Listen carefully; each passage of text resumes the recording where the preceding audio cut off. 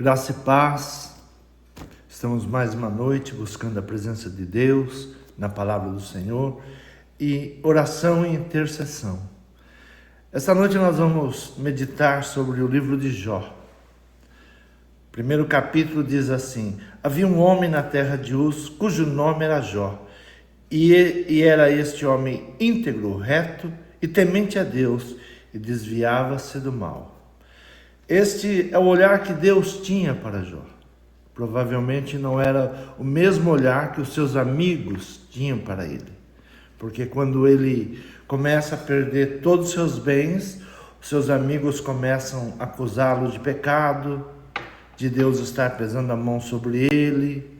E ele vai passar todo um processo de perder todos os seus bens, de perder familiares, um processo de enfermidades, de dores, e sempre o inimigo esperava que ele se voltasse contra Deus. Muitas vezes nós estamos sendo testados, provados na nossa fidelidade com Deus, e temos que tomar cuidado, estar vigilantes em oração, compreender todo o processo, perseverar em todo o processo, exatamente para não lançarmos em Deus as nossas frustrações ou os nossos problemas. Mas de Deus vem a solução, de Deus vem a salvação.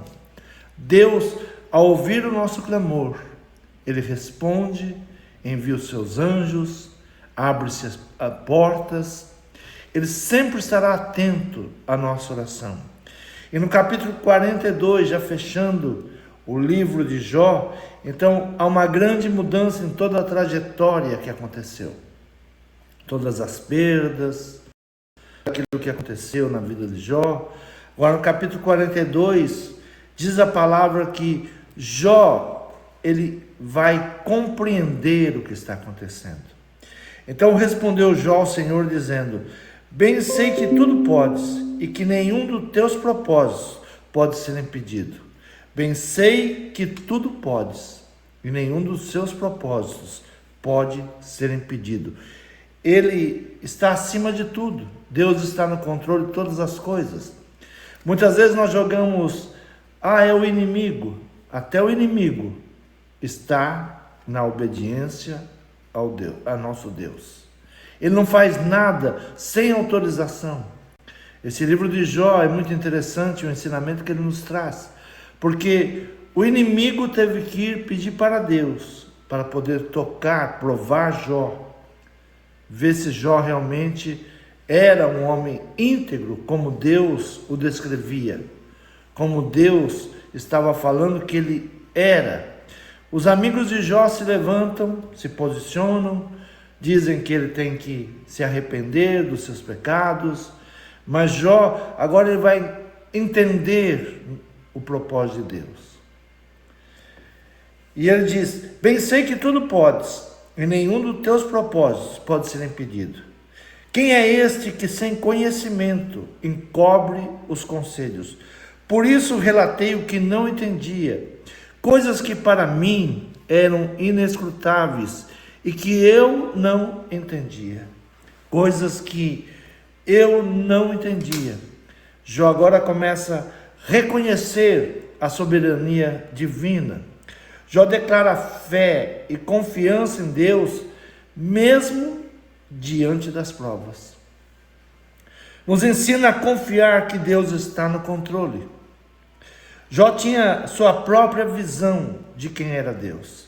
Sabe, muitas vezes nós criamos a nossa própria visão. Deus é assim, Deus age desse jeito. No versículo 5 ele diz assim: com o ouvir dos meus ouvidos, ouvi, mas agora te veem os meus olhos. Os meus olhos agora foram abertos, e eu compreendo o teu agir. Eu compreendo como Deus age e quem é Deus.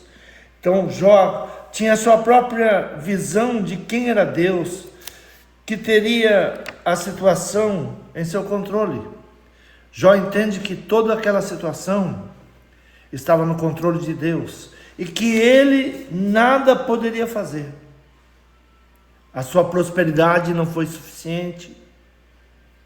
O respeito da sociedade que tinha por ele não foi suficiente. Que nada poderia mudar aquela situação. Vemos nos primeiros capítulos sua forma de fé e de sacrifício. Jó era um homem que acreditava que o seu dinheiro poderia mudar situações. Há um versículo que diz que Jó sacrificava pelos seus filhos, antes mesmo que eles pecassem. Então Jó, dentro de si, dizia: eu posso sacrificar a Deus, eu tenho condições de dar o melhor para Deus. Então o inimigo diz: olha, ele te honra, ele te busca, porque você cercaste ele de privilégios. O inimigo sempre está nos invejando pelos privilégios que Deus nos cerca, pela bondade de Deus, pela misericórdia que Deus tem para conosco. O inimigo, na realidade, ele nos odeia e nos inveja.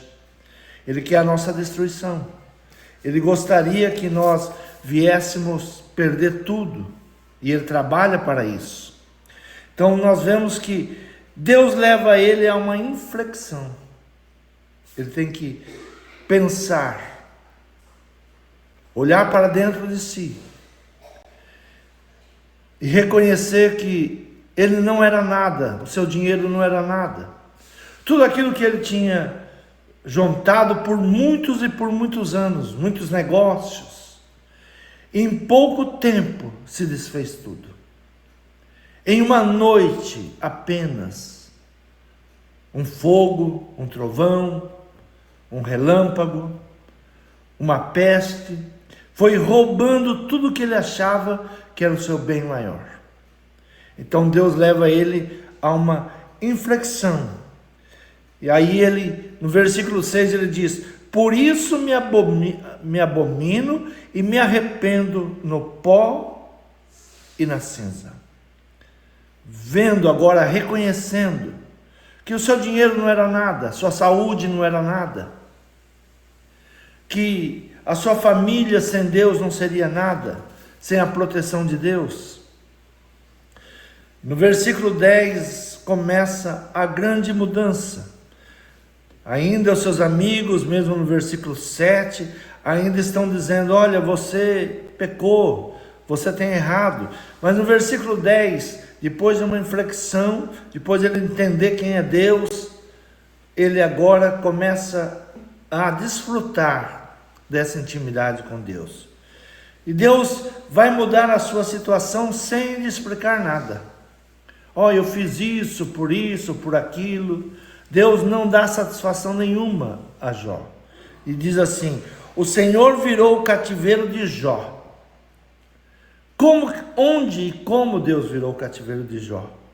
Vem a resposta no próprio versículo: quando orava pelos seus amigos, e o Senhor acrescentou em dobro tudo quanto Jó antes possuía. O Senhor virou o cativeiro de Jó quando orava por seus amigos. A oração mudou a situação.